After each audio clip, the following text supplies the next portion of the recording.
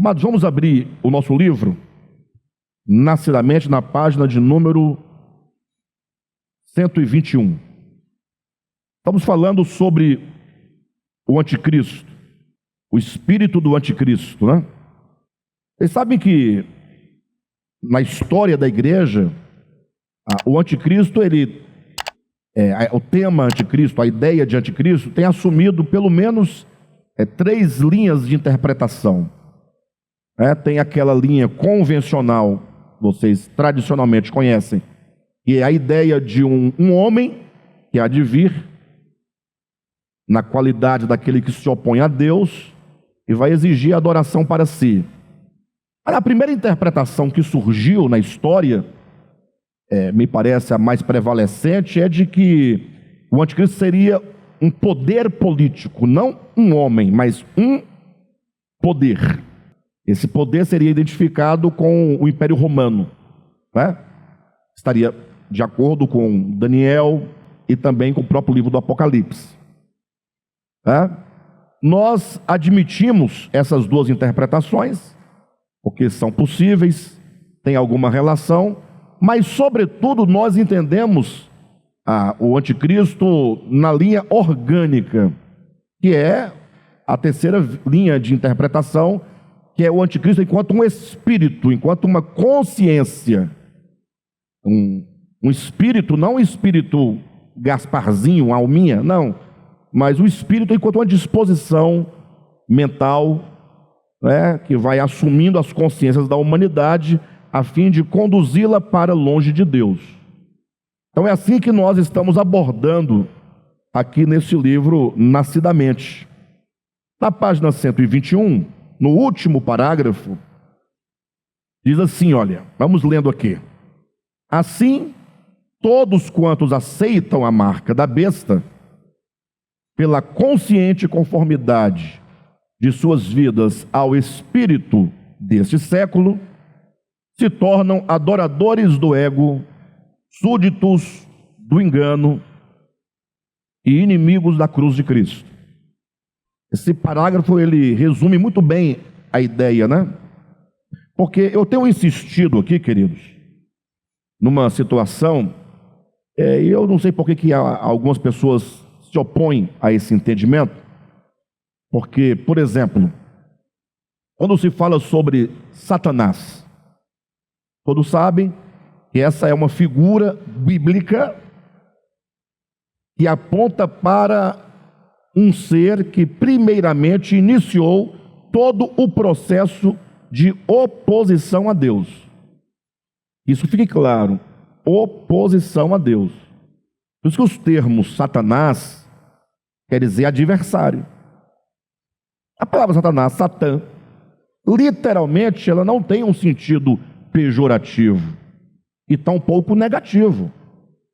Por exemplo, quando 2 times de futebol, o Galo e o Cruzeiro e a Raposa, vão jogar lá no Mineirão, eles entram ali dentro de 4 linhas, sim ou não?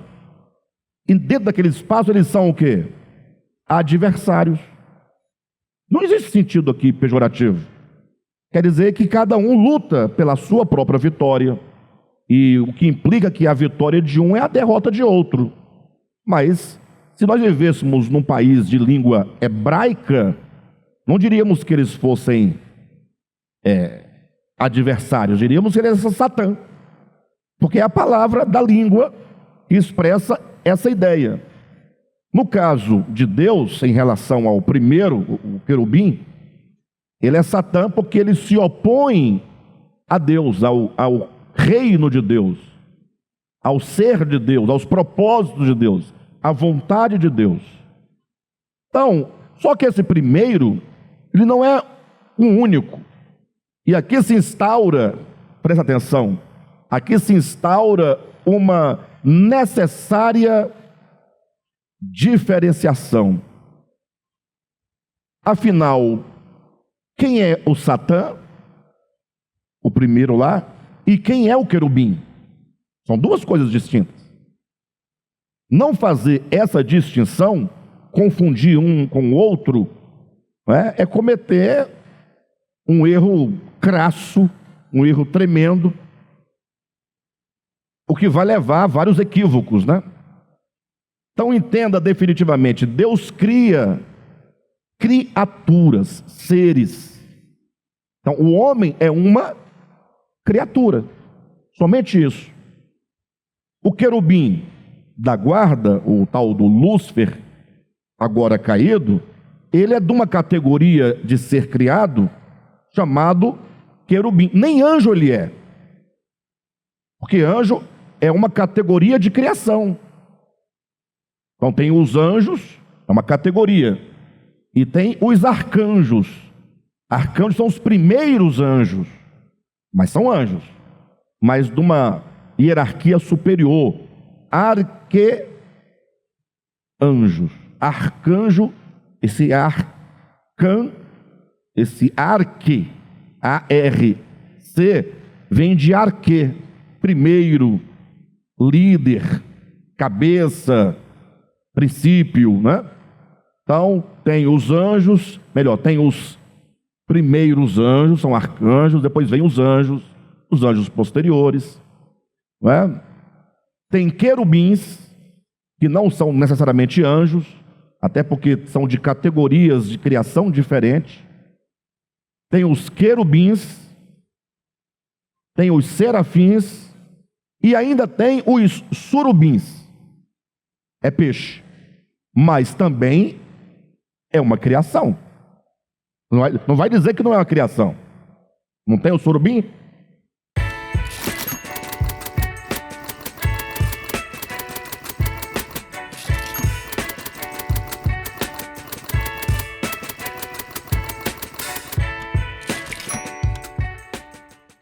Aí, no caso, o principado, potestades, forças, não são criaturas, são postos que eles assumem. Então, um querubim pode ser um príncipe. Perfeito? Então, isso é uma coisa tão básica, mas as pessoas não param para refletir essa questão. Igual agora o Lula. O Lula é um ser humano, brasileiro, nordestino, salvo engano, pernambucano, né? É pernambucano, que está num posto de presidente. E em relação ao Bolsonaro, ele é o Satã do Bolsonaro. E o Bolsonaro é o Satã dele. Como que diz? Adversário. Dá para vocês entenderem claramente. Tem que usar a linguagem do dia a dia para que isso fique claro. Tá, então, o querubim é uma criatura.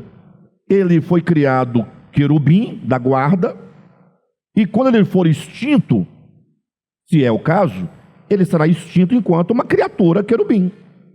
Agora, o estado de consciência dele é uma consciência, um espírito, uma disposição de adversidade em relação a Deus. Nesse sentido, ele é Satã. O Satã, portanto, não é uma criatura, não é um ser, é uma condição de consciência. O mesmo se refere ao termo diabo, diabolos, aquele que rompe, aquele que divide. Logo, quando o querubim tornou-se no seu estado de consciência, não em natureza, estado de consciência. Em natureza, está escrito, tudo o que Deus fez é bom. Ponto. A natureza ela é boa, porque procede de Deus. Tem a sua causa, origem, razão em Deus. Emana de Deus, procede de Deus. Nada do que existe aparece do nada. Tudo tem uma origem, uma fonte. A essência básica, fundamental e simples de toda a criação é Deus. Agora, o estado de consciência, não. Você pode estar com raiva agora, amanhã você pode não estar mais com raiva, pode estar alegre. Essas disposições mudam, não mudam? Disposição de alegria, de raiva, de ódio, de piedade. Nós ficamos 24 horas com o nosso humor mudando. É isso que nós chamamos de disposição. Então, aquele que na sua consciência, no seu coração, se opõe a Deus, é Satã, é diabo. Então, o querubim é Satã por este motivo. Quando ele então, presta atenção, começa a disseminar as suas ideias, o seu sentimento, e outros seres vão compartilhando do mesmo sentimento que houve também no Satã original, o primeiro, e vão participando das ideias, da disposição, da diversidade, esse Satã vai crescendo, vai ganhando força. Por que será que quando existe uma rebelião, começa por uma pessoa ou duas? Ou não, pode começar por uma, por duas, ali conversando, e vai. E agora o que elas fazem? Elas vão embora? Não, ela encosta em mais um. Para que ela encosta em mais um? Para ganhar aquela alma, aquela consciência. E na medida que aquele grupo vai crescendo, uma força psíquica, uma atmosfera de adversidade e rebelião vai aumentando, sim ou não? Vai crescendo. Por isso que o Satã vai crescendo. Por isso que a Bíblia diz que a antiga serpente lá de Gênesis 3, no Apocalipse agora é um dragão vermelho grande. Cresceu, engordou, ficou vermelho. Vocês entendem? Bem, isso é entender organicamente a Bíblia. Nós não queremos com isso gerar nenhum tipo de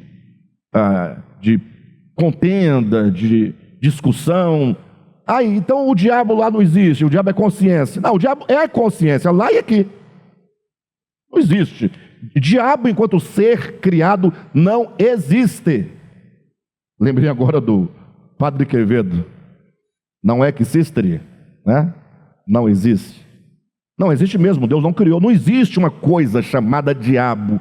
Existe o homem que se torna diabo na consciência. Se torna Satã, adversário, Satanás. Isso é olhar a Escritura, buscando a essência da coisa e não criando um modelo único e exclusivo a quem nós possamos conferir todas as desgraças. Depois de criaram a ideia do diabo enquanto ser único e exclusivo, enquanto criatura, tudo de ruim é ele. O camarada vai lá, mata alguém. Não sei, eu estava endemoniado. Vocês estão entendendo? Casamento acabando, família se desgastando. Não, o diabo. O diabo entrou na sua casa? Que dia que ele entrou? Não, ele está lá, ninguém vê, mas está. Para. É você que está com amargura no coração, que está com maldade no coração, que está com avareza no coração. É você que está com discórdia no coração. É você que está com mágoa no coração.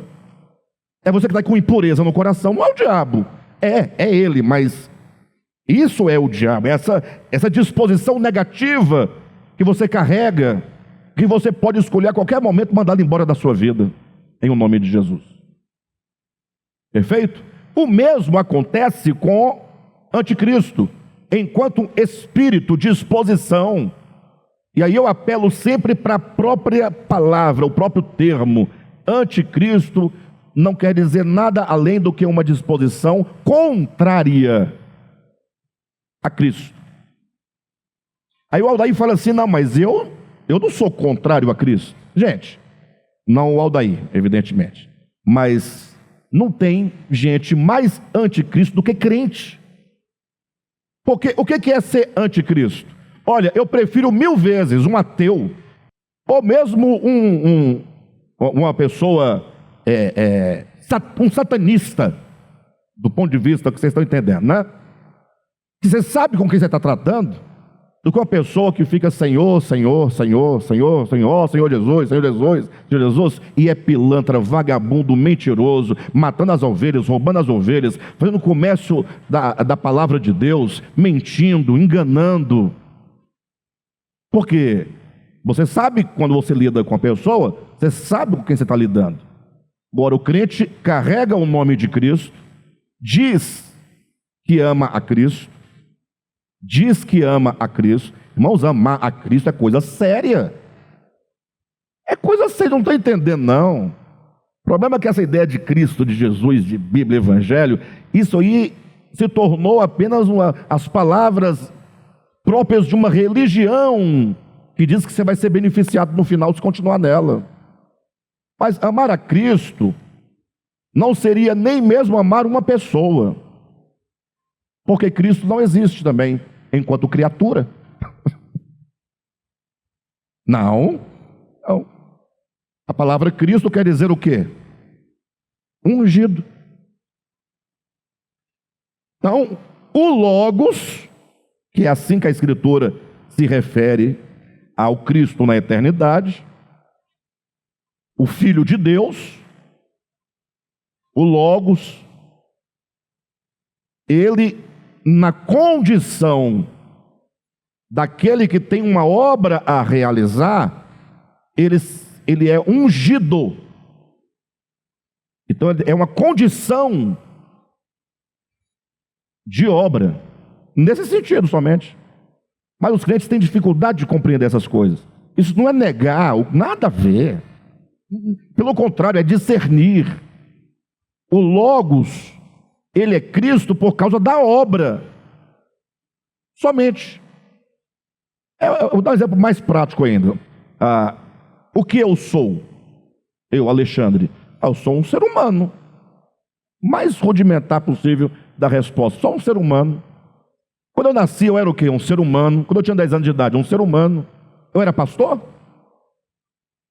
Hoje, sou pastor? Mas o que mudou em mim? Eu não sou mais um ser humano? Pastor tem alguma coisa que o outro não tem? Não, é só uma condição.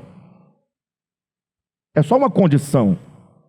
Eu estou na qualidade de estar na direção de um rebanho, conduzindo, ensinando, explicando. Nesse sentido acontece. Mas pastor não é uma pessoa. Logo, quando me perguntam qual é o teu nome, eu digo Alexandre. Eu não digo pastor Alexandre, porque é o meu nome. Tem que separar uma coisa da outra. Quem está entendendo? Tanto é que quando o marido vai diante do juiz divorciar-se da esposa e vice-versa, assinar o divórcio, e eles estão odientos um em relação ao outro, o juiz fala, como é que é o seu nome? Fala, ódio. Não, você não fala ódio, você fala o seu nome. Ódio é só a sua condição. Não, eu estou errado? Ódio não é uma pessoa, é a sua condição. De repente, com uma palavra ou duas ali, o Espírito trabalhando, vocês podem sair dali se amando. Acaba, rasga aí o divórcio, não tem mais divórcio. Vamos viver em paz.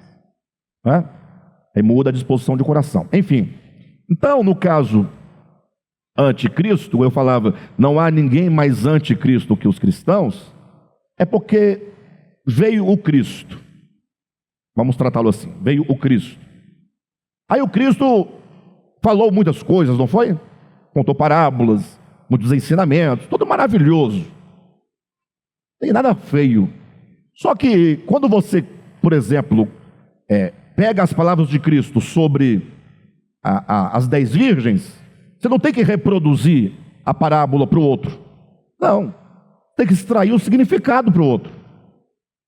Senão você fica sendo um contador de história. Então cabe ao pregador, aquele que ensina, que fala, que prega, falar, tá bom, nesse ensinamento de Cristo, nessa parábola, qual que é o ensinamento? Aí você pode tirar o invólucro da história criada, que é uma parábola, e entregar só a essência. Então, de tudo o que Cristo pregou, você pode ler os evangelhos e de cada ensinamento, de cada parábola, de cada milagre, de cada circunstância, você extrair ali qual é o ensinamento. E você vai ter no máximo 5 ensinamentos, não passa disso. Se você pegar e espremer, no final vai mostrar que o amor é a síntese de todas as coisas positivas.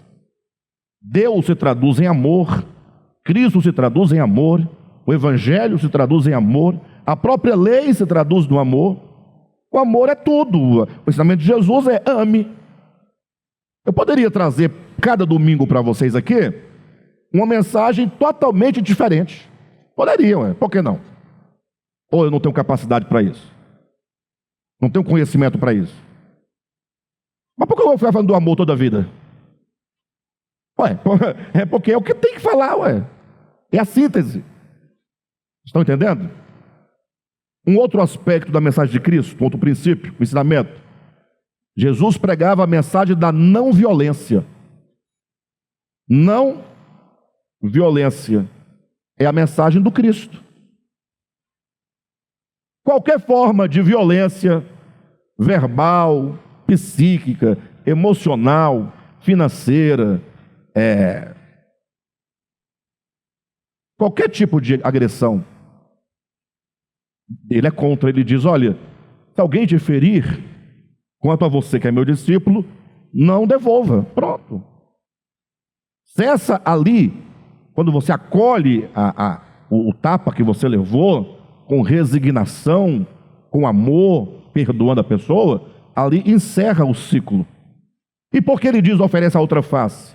Porque quando você oferece a outra face, você tem a possibilidade de iluminar o outro camarada, o que está ofendendo você.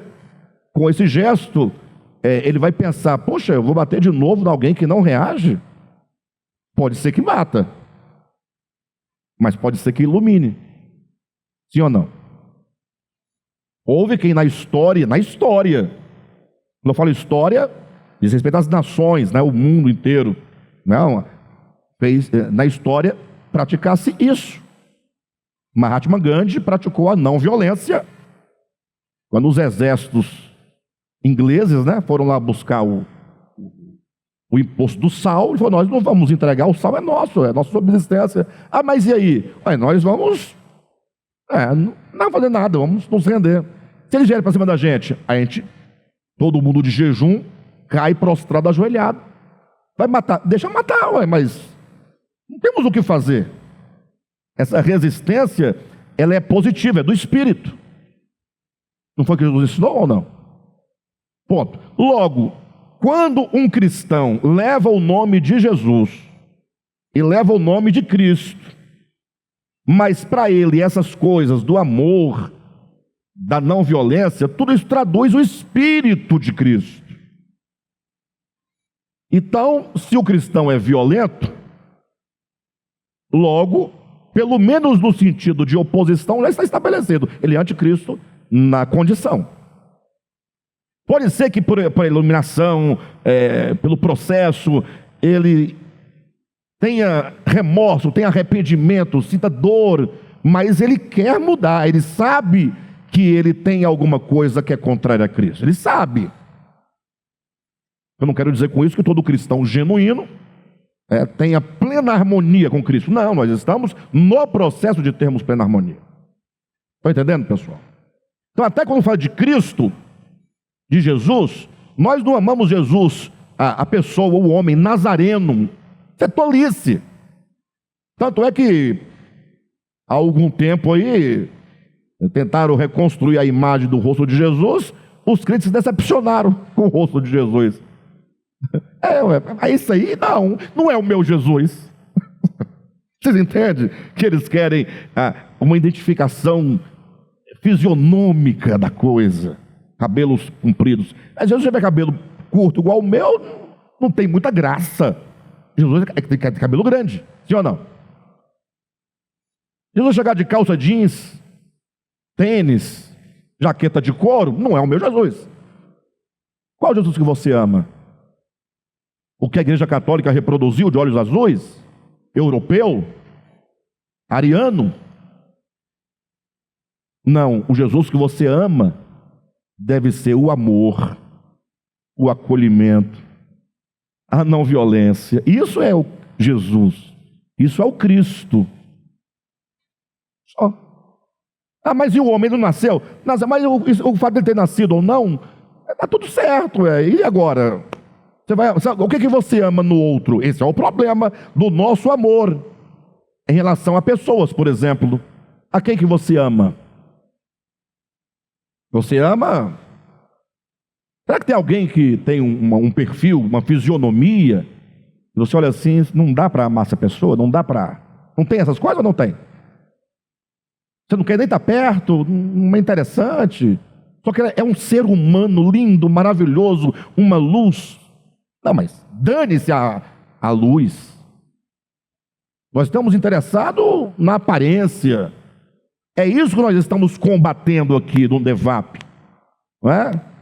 Ah, mas ele disse que, então, que tem que amar Jesus. Amar Jesus não é amar um homem. É amar Deus no homem. Por isso que, como o pastor Josué pregou domingo passado, grande é o mistério da piedade. Ah, para, gente. Mistério da piedade? Entenda que a Bíblia também faz referência ao mistério da iniquidade. Existem dois mistérios. O mistério da piedade, que está em oposição ao mistério da iniquidade. O mistério da iniquidade são as trevas que se fazem carne. É o anticristo. E o mistério da piedade é Deus que se faz carne. E quando Deus se faz carne em Jesus, ali está o mistério da piedade, a luz encarnada, o amor encarnado, a compaixão encarnada, a graça encarnada. É Deus, é o ser de Deus encarnado na carne, fazendo a diferença, mostrando aos homens o que é a verdade. Isso é a visão orgânica, é a linguagem orgânica. Ah, mas e Jesus Nazareno que nasceu? É Ló, está tudo certo, não tem nada errado. Só que essa imagem desse homem histórico se tornou o ídolo dos cristãos.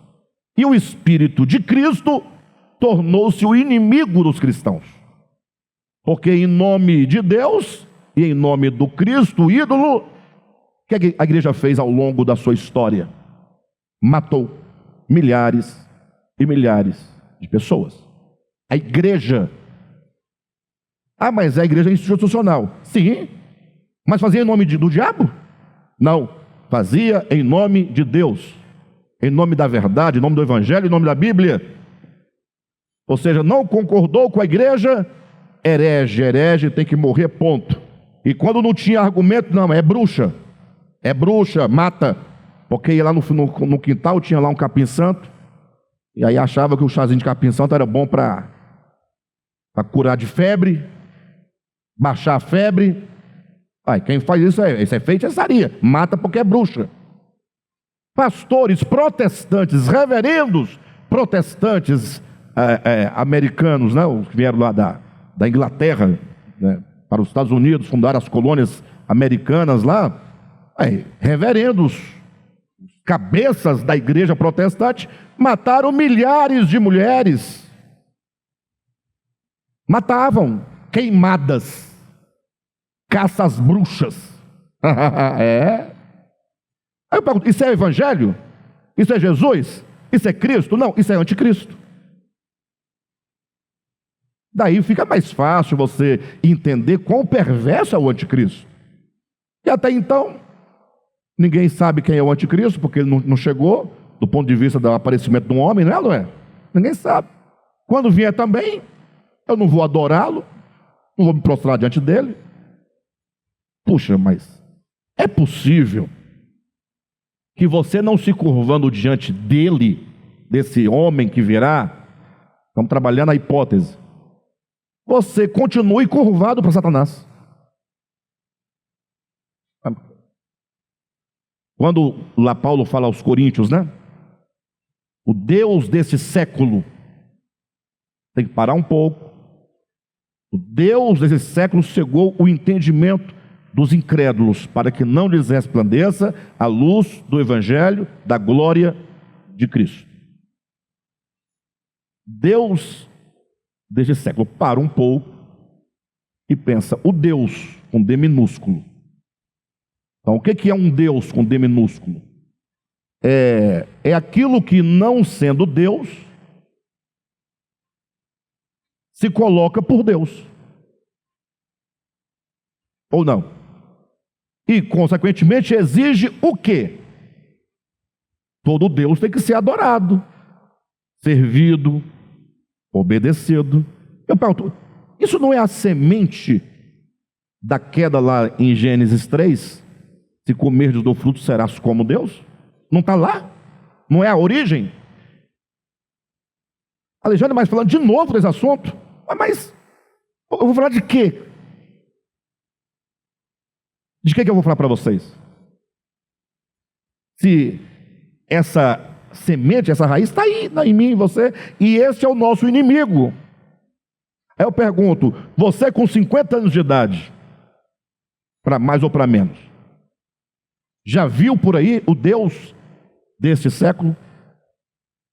Que século é esse? Século 21. Nós estamos no 21. Paulo disse no século I. Mas o Deus do século I não é o Deus do século 21? É o mesmo? E por que deste século? Porque a palavra século, a palavra mundo, na Escritura, no Novo Testamento, não é nem um século de 100 anos, e nem mundo, planeta Terra, mas é toda a atmosfera psíquica de oposição a Deus. É o curso do mundo, para onde o mundo inteiro está caminhando numa mesma direção, no mesmo ritmo. Logo, o Deus desse século quer dizer que este mundo caído tem um Deus. E qual Deus é esse que é do mundo inteiro? Eu pergunto, o Deus desse século está no Brasil? Sim ou não? O Deus desse século está na Índia? Só que os deuses da Índia não são os mesmos do Brasil. Perfeito ou não? E o Deus desse século está no Japão? Na Ásia? E quem é que adora esse Deus desse século? É a pergunta. Aí os cristãos vão dizer quem? Os espíritas, os macumbeiros, os ateus, os católicos, né? E eles vão dizer o quê? Não, os evangélicos, cada um vai empurrar para o outro. E não sabe que o Deus desse século, que é o espírito desse século, que quer adoração e serviço, é aquilo que eu, Alexandre, carrego como a divindade que não pode ser tocada, diante da qual eu me curvo, porque eu vivo em função dessa divindade, falsa divindade. E se vocês não adorarem a essa divindade, que é o Deus do século, vocês vão me ofender profundamente, aí eu vou brigar com vocês, vou morder vocês, vou xingar vocês, vou fazer um tanto de coisa contra vocês. O que é isso? Que Deus desse século é esse que é adorado e quer ser servido? É o ego. De novo o tal do ego? Tá, esquece o tal do ego. Esquece. Sabe por que você está com problema no seu casamento? Sabe por que está tendo guerra entre árabes e muçulmanos, judeus e palestinos? Por causa de quê? Por causa do ego. Poder. Não é isso não? Me mostre qualquer problema na humanidade que não tenha como causa fundamental o Deus desse século, o ego. Qualquer um. Ou seja, se você não cortar essa raiz, não adianta você pregar qualquer outra coisa. Estão entendendo ou não? A questão é deixar isso claro. Agora, obviamente, vocês devem saber, na infância de vocês, muitas coisas eram obscuras para todos nós na infância. O professor falava, a igreja falava, os pais falavam, mas não nos era claro. Vamos crescendo, avançando. Aí depois de quase tantos anos lá para frente, 30, 40 anos, você fala, rapaz, mas é uma coisa tão simples, mas era tão difícil de entender lá atrás. Vocês entendem o que eu estou dizendo? É verdade o que eu estou dizendo? Ou seja, você precisou de ouvir quantas vezes uma mesma coisa, até aquilo se tornar claro para você. Igreja também é assim. Tem que falar, explicar, mostrar, até que um dia você fala, agora eu estou entendendo. E quando você fala, agora eu estou entendendo, ainda falta muito para entender. Perfeito? Por isso que esse comentário que eu fiz é deste parágrafo aqui, ó. Página 121, o último parágrafo aí, ó. Assim, todos quantos aceitam a marca da besta, pela consciente conformidade de suas vidas ao espírito deste século, se tornam adoradores de quê? Do ego. Pausa. Por que será que Deus, na sua infinita sabedoria, diz que o grande mandamento é amar a Deus acima de todas as coisas? Onde é que está o problema desse mandamento? Porque para ele ter essa grandeza, ele tem que ser justificado. E por que que este mandamento tão simples, que todo mundo conhece, é o mais difícil? Ou não é? O que é mais básico e simples é a coisa mais difícil para o ser humano. Amar a Deus acima de todas as coisas. Com todo o teu entendimento, com todas as suas... Não vai sobrar nada para você, você vai amar, vai entregar tudo. Então, aqui está justificado. Se tornam adoradores do ego, súditos do engano. Por que súditos? Porque você vai ser um empregado, um escravo, um serviçal, um vassalo do engano. Consequentemente, você vai ter que aborrecer a cruz de Cristo. Por que aborrecer a cruz de Cristo? Porque a cruz é a única coisa que aniquila o ego. Tá, não vou falar mais não. Que aniquila o anticristo. Essa besta fera que está aí dentro de você. Entendeu? Agora, como entender, e aqui é o ponto muito importante, que é dito no Apocalipse sobre esse anticristo, sobre essa besta, essa disposição mental, psíquica e espiritual, que será proclamado a todos os habitantes da terra que o adorem. Todos são conclamados a adorar a besta, o ego. Por quê? Agora pergunta, quem é que vai conclamar a humanidade para que isso aconteça? Será que vai chegar um dia que vai surgir? Porque a Bíblia diz que surge a primeira besta, a figura lá do Apocalipse, né? Sai de onde? Do mar. Porque o mar representa o quê? Povos, nações e línguas. Isso está lá no capítulo 17 de Apocalipse, dizendo: as muitas águas que viste são povos, são nações, são línguas, é o mundo gentílico. E o mundo gentílico, preste atenção nisso, não são os gentios, necessariamente. É a linguagem orgânica, a visão orgânica é complexa. Tem que penetrar até discernir o sentido fundamental e básico. Olha a explicação como é clara. Quando você lê Romanos, capítulo 1 e capítulo 2, esses dois capítulos primeiros de Romanos, Paulo vai dizer assim, olha, porque os gentios, falando dos gentios, os gentios se distanciaram de Deus, não adoraram o Criador, não lhe renderam graças, nem lhe deram glória e tal, Deus os entregou, vai para lá. Os gentios. Aí ele fala assim, e tu, que tem por sobrenome judeu. Então é outra categoria, são os judeus, né? Que diz que não pode furtar e furta. Que diz que não pode e faz. Paulo, no capítulo 2, ele iguala em consciência e ação, na testa e na mão, os judeus aos gentios. Não tem diferença. A diferença só está que esse conhece e esse não conhece.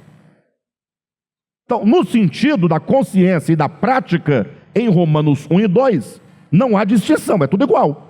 Está todo mundo debaixo do pecado.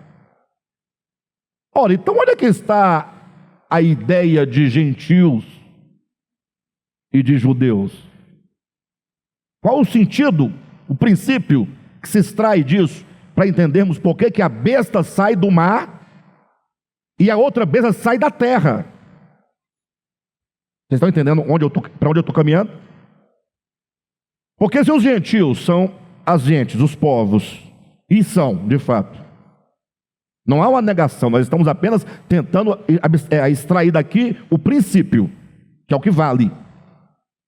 Se os gentios são as nações e os judeus é a nação escolhida, santa, e quando Paulo pega e coloca todo mundo dentro do mesmo balaio, porque judeu e gentio têm, segundo Paulo em Romanos 1 e 2, a mesma consciência e as mesmas atitudes, onde eu vou tirar aqui agora a diferença desses dois, se foi tudo igualado?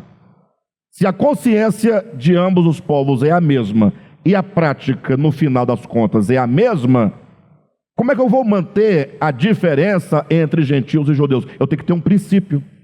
As gentes é símbolo do sem Deus. A ideia. As gentes, os gentios, tem a ideia de servir a si mesmo. Fazer os seus próprios deuses. Alienado de Deus. Fora da religião verdadeira. Por isso que o ego, ele vem aqui das águas, por causa dessa representação do significado do gentil. É o significado. É sem Deus. Ego é sem Deus. Ego é sem a religião verdadeira. Ego é criadores de ídolos. Esse é o sentido. E os judeus? Qual o sentido espiritual? Povo eleito, povo chamado, povo escolhido, povo santo, povo de Deus. Religião verdadeira, a terra santa, o templo santo, é tudo que há de sagrado. Entende ou não? Esse é o sentido que se extrai. Por isso que quando o ego, a besta, emerge, ela emerge do mundo gentílico, das águas. Ela procede das águas. As muitas águas que virgem são nações, povos, línguas, etc. É do mundo gentílico, porque o ego é próprio do mundo gentílico. Só que agora, essa besta, para ser ela a consumação de todo o processo de queda, ela tem que ser proclamada universalmente. Entendem, não? Tem que ser proclamada, os homens têm que ser conclamados a aderirem ao Deus desse século, a besta fera, do espírito gentílico. Quem fará? Se vier um Satanás de calça leg vermelha, calça preta, chifre, tridente, você vai aceitar? Como Satanás sempre se oculta para enganar, então essa grande besta que emerge do mundo gentílico precisará de uma outra besta, de um outro espírito, de uma outra disposição, que não saia do mundo gentílico, porque senão tem que sair da terra. E se as águas são as muitas nações, a única coisa que se opõe às muitas nações é o povo de Israel, é o mundo judaico, o mundo judeu. Quem está entendendo? Por isso que a besta que emerge da terra, ela procede do mundo judaico, mas não necessariamente do mundo judaico nação, porque nós extraímos o princípio. Qual que é o princípio do povo judaico? O princípio: palavra de Deus, povo de Deus, religião verdadeira, palavra de Deus, profetas. Por isso que a besta que emerge da terra, ela é o falso profeta. E já traz o nome de profeta, então não pode ser gentil. Tem que ser daqui. Tem que trazer a carga religiosa da aliança, da promessa, da verdade. Então, o espírito do falso profeta será uma grande voz proclamando em nome de Deus a adoração da besta. Vocês já ouviram dizer que quando o anticristo vier, ele vai constituir uma só religião? Tá certo. É verdade. Mas como pode ser? Eu já pensei isso 1 milhão de vezes. Como pode ser isso? Porque o cristianismo não vai acabar para ceder a uma religião estranha. Não vai. Pode ser que alguns cristãos abandonem o cristianismo. Agora, o cristianismo não vai ceder. O islamismo não vai ceder. O judaísmo não vai ceder. Nenhum ismo, nenhuma religião que tenha a mínima dignidade aos seus deuses, à sua fé, vai ceder. Não tem como você, fazer uma única religião ecumênica. Não existe. Só tem uma maneira. Mantenha as placas próprias de cada um, não precisa mudar. Mantenha os mesmos ritos que vocês têm, não precisa mudar as orações, não precisa mudar nada. Vamos unificar com uma base única. Todas as religiões numa única e mesma base. Único fundamento. Se isso acontecer, teremos uma só religião. Com ritos diferentes, com dogmas diferentes, confissões diferentes, mas que tem uma base única, comum a todas elas. Por isso, continuando a leitura do nosso livro, o último parágrafo aqui da página 121, assim todos quantos aceitam a marca da besta, pela consciente conformidade de suas vidas ao espírito deste século, se tornam adoradores do ego, súditos do engano e inimigos da cruz de Cristo. Próxima página, 122. Por meio do ministério do falso profeta, a voz do arauto, o arauto vai proclamar: ordena-se a todos que adorem a imagem da besta. Interessante, né? A imagem da besta. Nós temos todos os argumentos bíblicos a favor do que nós estamos falando aqui, nesse sentido.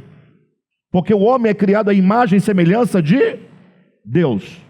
O homem caiu em razão da queda, vamos tratar desse sentido para simplificar. Agora esse homem precisa de quê? De redenção. Para que ser redimido? Para ser então conformado à imagem do Filho de Deus. Em oposição à imagem de Deus, nós temos a imagem da besta. São duas imagens. Mas os cristãos insistem em olhar para a Bíblia e ver não a imagem, mas ver uma escultura. Eles acham que vai ter uma estátua do homem chamado Elon Musk, né? Dizem. Vocês viram agora, de ontem para hoje? Inventaram agora que ele inventou um cavalo elétrico. Cavalo elétrico. Vai superar os carros, tudo vai. Coisa de outro mundo. E ele vem montado nesse cavalo. Fala, pronto, aí chegou. O anticristo chegou montado num cavalo. Tá? Foi bem engraçado, né? Mas veja, aí os crentes insistem em ver que vão fazer uma estátua do anticristo, do homem. Vou pegar a estátua, coloca nas costas e leva para um templo físico, coloca lá dentro. Está aqui a estátua do homem. Ele não faz estátua, é imagem da besta. Adorar a imagem da besta é você olhar e ver a imagem de Deus e você adorar a imagem de Deus, que é o seu próprio Filho Jesus Cristo, e você olhar para a imagem da besta e adorar a imagem da besta. Ter amor, reverência, respeito, desejo, adoração, entrega. O que é adorar a Deus, senão reverenciá-lo, conhecê-lo, reverenciá-lo e se entregar profundamente, porque você sabe que aquilo é tudo de melhor que possa existir, ou que possa haver. É isso que é adorar. O que é adorar? Levantar a mão? Cantar? Como é que se adora? É quando aquilo que se adora se torna o seu tudo. Então veja, por meio do ministério do falso profeta, a voz do arauto ordena-se a todos que adorem a imagem da besta. Não é necessário, entretanto, que seja uma única religião sob uma mesma designação. De onde surgiu aqui a ideia de religião, de repente? Ora, porque se ordena a todos que adorem a besta, a palavra adoração está vinculada à ideia de religião. Religião tem adoração. Ou não? Toda religião tem adoração. Não tem como você tirar da religião a ideia de adoração, porque a religião traz a ideia de Deus, divindade. A divindade traz a ideia de ser adorado. Logo, quando é dito que todos adorem a imagem da besta, entra a ideia de religião. Aí diz, não é necessário, entretanto, que seja uma única religião sob uma mesma designação. A unidade dessa religião anticrística depende não da eliminação dos muitos credos, mas de variados credos que concorram para o mesmo e único propósito. Ou seja, você pode pregar o seu credo, o outro pode pregar o credo que ele quiser, desde que no final todos os credos se encontrem num propósito único e final, a saber, o desenvolvimento de um coração devoto e adorador de si mesmo. Tá aqui ego, né? É de si mesmo, para não cansar vocês, tá? É ego toda hora, não. Então, quando tiver ego, eu vou falar de si mesmo, mas vocês vão entender, né? Vão entender. Às vezes cansa mesmo, né? Muitas vezes falando. Tem razão, né? Então, puxa vida, então, peraí. Se eu estiver pregando Jesus, a Bíblia, os profetas, Moisés, mas tudo que eu falo acerca deles e que supostamente eles falam na minha leitura, na interpretação que eu tenho do que eles dizem, se reduz a você? Jesus morreu para quê? Para te salvar. Você ora por quê? Para ser abençoado. Dá o dízimo por quê?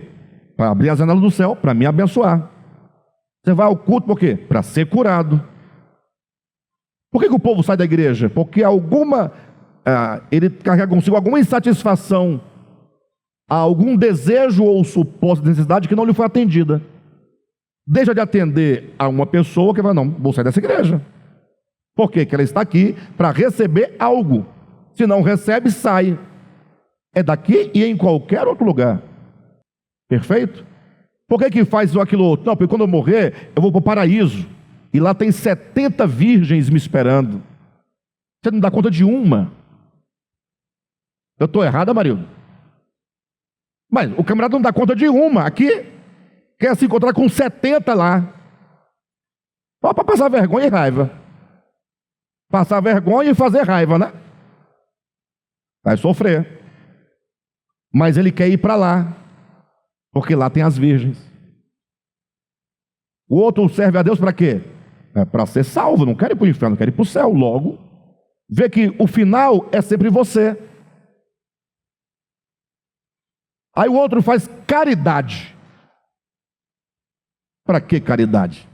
Estou preparando uma mensagem que vai se desdobrar em umas 5, 6 mensagens, imagino. Baseado na parábola do samaritano. E um dos pontos a ser tratado é sobre a natureza do amor. Tanto é que o título original dessa mensagem é A Inutilidade do Amor. Enquanto o amor para você tiver alguma utilidade, você não estará no amor. O amor não tem utilidade nenhuma. O amor ama. E ama para quê? Para nada, ele ama. Ele ama porque ele amou.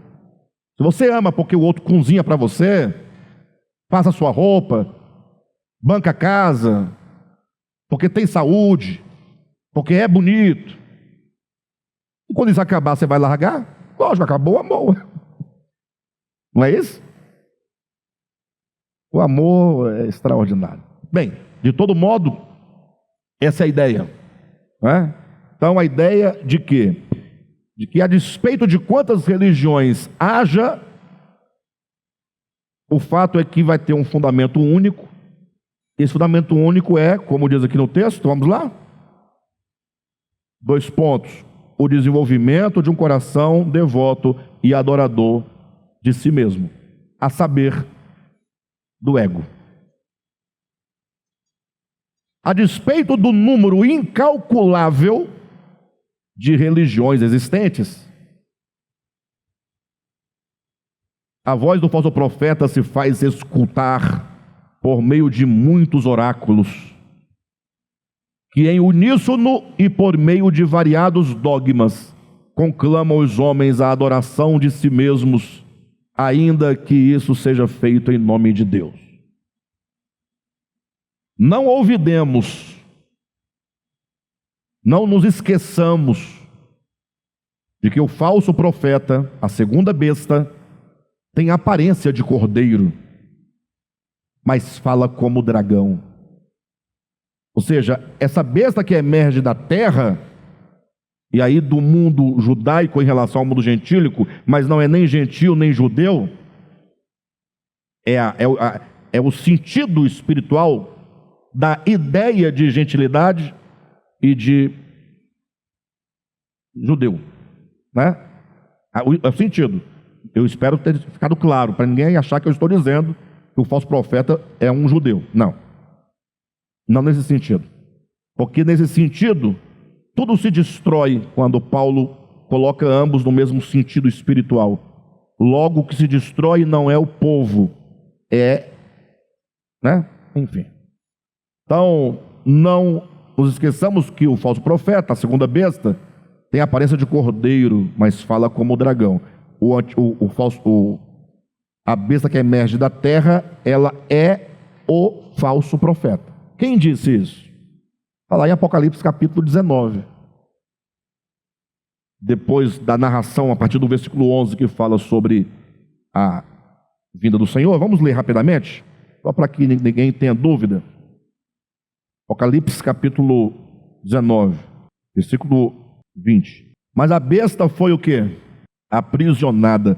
Eu estou imaginando as pessoas pensando, poxa, se a besta, você está falando, é o ego, quer saber como é que ela vai ser presa por 1000 anos? O livro fala, estamos caminhando para lá, tenha paciência. A besta foi aprisionada, e com ela, o falso profeta, vírgula, ou melhor, o profeta que, vírgula, com os seus sinais feitos diante dela, seduziu aqueles que receberam a imagem da besta e eram os adoradores de sua imagem. Então, a besta que emerge da terra, a segunda besta, é o falso profeta, é aquele que proclama, né, a adoração da primeira besta. Então, não olvidemos, voltemos para o livro, que o falso profeta, a segunda besta, tem a aparência de cordeiro, mas fala como dragão. Então, se tem a aparência de cordeiro, tem que ter a aparência de quê? De fé, de religião, de espiritualidade, de divindade, de sagrado. Sim ou não? A aparência de cordeiro quer dizer aparência de piedade do Cristo, das coisas referentes a Deus, tal.